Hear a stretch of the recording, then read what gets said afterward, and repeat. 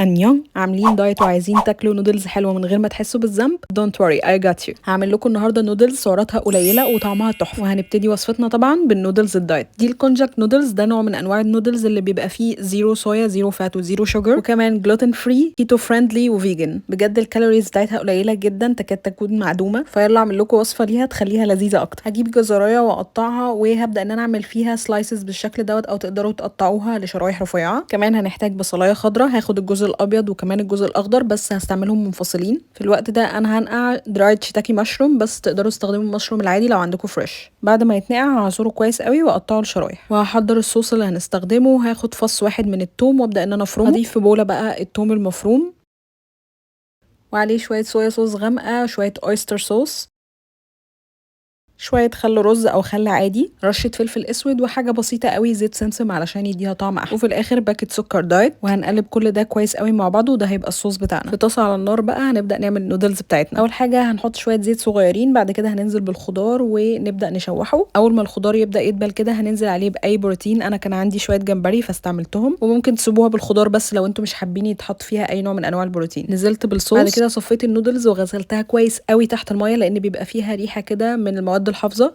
اغسلوها كويس قوي. بعد كده صفوها وهنضيفها على بقيه المكونات، نديها تقليبه كده لحد لما تتقلب في الصوص كويس قوي. بعد كده هننزل بالجزء الاخضر من البصل الاخضر اللي قطعناه، هنقلبها تقليبه ونبدا ان احنا نغرفها. رشه سمسم محمص من فوق بقى، واستمتعوا باحلى نودلز بكالوريز قليله هتدوقوها في حياتكم. جربوها وقولوا لي رايكم.